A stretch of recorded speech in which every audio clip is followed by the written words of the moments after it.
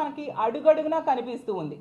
ఎందుకంటే ఆ మదనపల్లిలో పేపర్స్ దగ్ధమైనప్పుడు పాత గవర్నమెంట్లో వ్యక్తులను అందులో ఇన్వాల్వ్ చేసి రాజకీయ కక్ష సాధింపులు చర్యలు చేయొచ్చు అన్న ఉద్దేశంతో అంత హడావుడిగా డీజీపీ గారిని సిఐడి చీఫ్ని పంపించారు. మరి ఇంతమంది ఆడవాళ్ళు చనిపోతూ ఉన్నారు, హత్యలు జరుగుతూ ఉన్నాయి, అత్యాచారాలు జరుగుతున్నాయి. ఎందుకు? హోమ్ మినిస్టర్ గారి సొంత నియోజకవర్గంలో ఇద్దరు ఆడవాళ్ళని హోమ్ మినిస్టర్ గారి అనుచరులే కొట్టారు. కొడితే తిరిగి ఆడవాళ్ళ మీద కేసులు పెట్టారు. హోమ్ మినిస్టర్ గారి పక్క నియోజకవర్గంలో మనం చూసాం, యలమంచిలిలో రాంబిలి మండలంలో ఆ దర్శిని అనే అమ్మాయికి ఎంత దారుణంగా ఆ సురేష్ అనే అబ్బాయి హత్య చేశాడు. పక్కనే ఉండి కూడా హోమ్ మినిస్టర్ గారు వెళ్ళలేదు, వెళ్ళి ఆ కుటుంబానికి ఒక ధైర్యం చెప్పలేదు, ఒక ఆర్థిక భరోసా ఇవ్వలేదు. కనీసం పోస్ట్ మార్టం ఖర్చులు కూడా ఆ కుటుంబం తమంతట తాము భరించే పరిస్థితిని ఈ కూటమి ప్రభుత్వం కల్పించింది. పక్కనే సన్మానాలకు వెళ్ళారు హోమ్ మినిస్టర్ గారు, కానీ ఆ కుటుంబానికి ధైర్యం చెప్పాలన్న కనీస జ్ఞానం లేని పరిస్థితి మనకు కనిపిస్తూ ఉంది. ఇలా హోమ్ మినిస్టర్ గారి సొంత జిల్లాల్లో, అలాగే ముఖ్యమంత్రి గారి సొంత జిల్లాల్లో కూడా ఇలాంటి సంఘటనలు జరుగుతుంటే ఈ రాష్ట్రంలో ఆడపిల్లల రక్షణ పరిస్థితి ఏంటి? మళ్ళీ గొప్పగా ఈ కూటమి ప్రభుత్వం అధికారంలోకి వచ్చిన వెంటనే హోమ్ మినిస్టర్ గారు మాట్లాడితే ప్రెస్ మీట్ పెడతారు, పెట్టి ఏం చెప్తారు? కూటమి ప్రభుత్వం అధికారంలోకి వచ్చింది, ఆడపిల్లలందరూ కూడా ప్రశాంతంగా నిద్రపోవచ్చు, మహిళలు ప్రశాంతంగా నిద్రపోవచ్చు అని చెప్పారు. 4 నెలలుగా చూస్తూ ఉన్నాం, ఈ రాష్ట్రంలో ఆడపిల్లలు ప్రశాంతంగా పడుకోవట్లేదు. ఈ ప్రభుత్వం ప్రశాంతంగా పడుకుంది, ముఖ్యమంత్రి గారు ప్రశాంతంగా పడుకున్నారు, అలాగే హోమ్ మినిస్టర్ గారు మంత్రులు ప్రశాంతంగా ఉన్నారు తప్ప ఈ రాష్ట్రంలో ఆడపిల్లలు ప్రశాంతంగా జీవించలేని పరిస్థితులు ఇక్కడ నెలకొని ఉన్నాయి. అలాగే చూస్తే హోమ్ మినిస్టర్ గారు, సీఎం గారు, మంత్రులు మాట్లాడితే చెప్తారు దిశా యాప్ లేదు, దిశా చట్టం లేదు, దిశా పోలీస్ స్టేషన్స్ లేదు. అసలు అదొక మంచి వ్యవస్థని ఆ రోజు జగన్మోహన్ రెడ్డి గారు తీసుకొచ్చారు.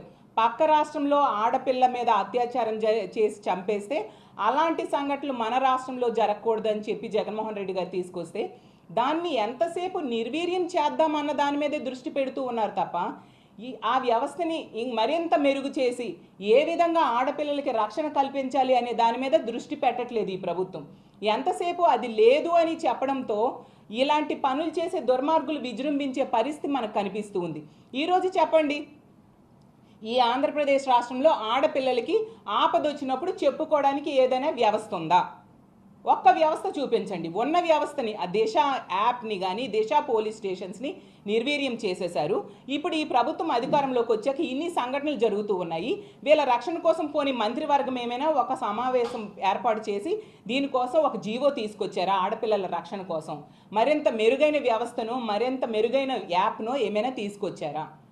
అవి ఏవీ చేయట్లేదు. అసలు ఆ దిశ యాప్ కానీ దిశ చట్టం కానీ ఇలాంటి పనులు చేసే కామాంధుల పాలిట ఒక సింహ స్వప్నంలా, ఒక వజ్రాయుధంలా పనిచేసేది.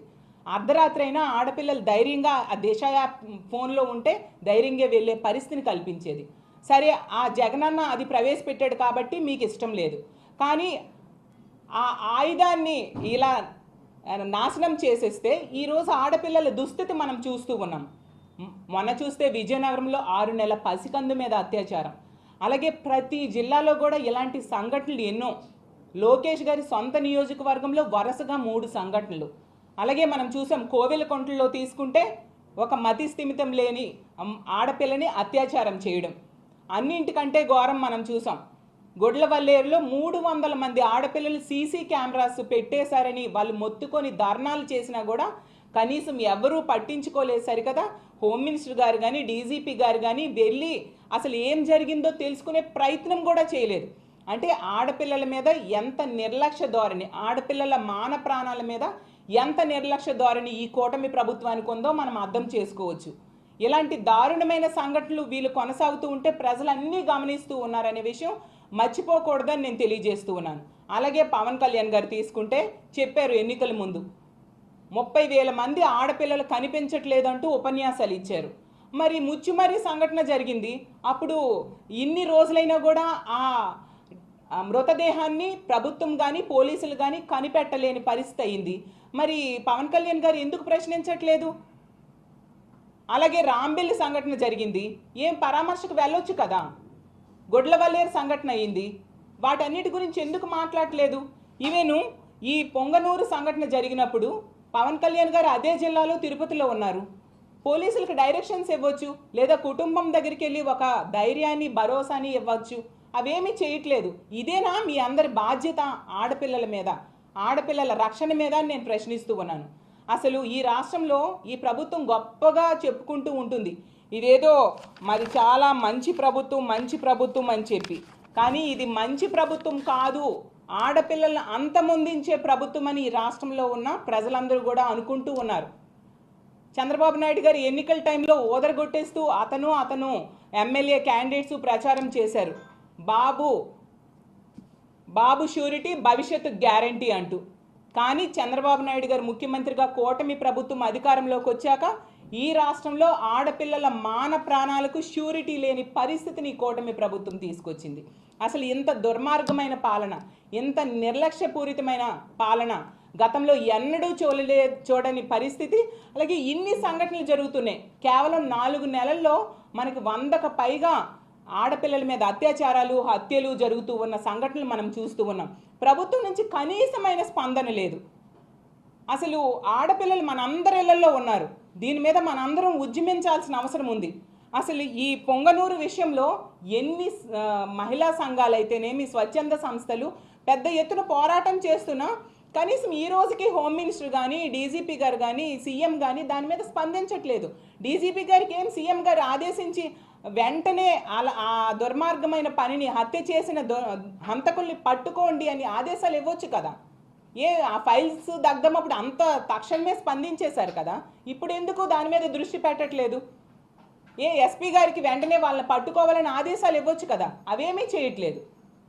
ఎంత దారుణమైన సంఘటనలు జరుగుతూ ఉన్నా పట్టించుకోకపోవడం చాలా దుర్మార్గం. అసలు ఇలాంటి సంఘటనలు ఇలా పునరావృతం అవుతూ ఉంటే ఈ రాష్ట్రంలో ఆడపిల్లలు బ్రతకాలా వద్దా అని ప్రభుత్వాన్ని నేను ప్రశ్నిస్తూ ఉన్నాను. అసలు చాలా ఘోరం. ఇలాంటి సంఘటనలు పదే రిపీట్ ఉన్నాయి అంటే ఈ ప్రభుత్వం తాలూకా అసమర్థత, అలాగే ముఖ్యమంత్రి గారు, అలాగే హోమ్ మినిస్టర్ గారు, మంత్రుల తాలూకా చేతకానితనం మనకు కనిపిస్తూ ఉంది. ఈ ప్రభుత్వం అధికారంలోకి వచ్చిన దగ్గర నుంచి కూడా మనం చూస్తూ ఉన్నాము, ఎంతసేపు రెడ్ బుక్ రాజ్యాంగం అమలు చేసేయాలి, ఎవరెవరు పాత గవర్నమెంట్లో ఉన్నారో వాళ్ళందరి మీద కక్ష సాధించేయాలి, అంతేగాని ఇచ్చిన హామీలు సూపర్ 6లని ఇచ్చారు, అవి ఏవి కూడా అమలు చేయకుండా ఉండడం కోసం డైవర్షన్ పాలిటిక్స్ చేసేయాలి. వరదలు లాంటివి వచ్చినప్పుడు అలాంటివి సరైన వరదల మీద మేనేజ్మెంట్ చేయలేరు, దానికి ఒక డైవర్షన్ పాలిటిక్స్ చేసేయాలి. ఇలాంటివే తప్ప ఇలాంటి ఆడపిల్లలకి రక్షణ లేని పరిస్థితి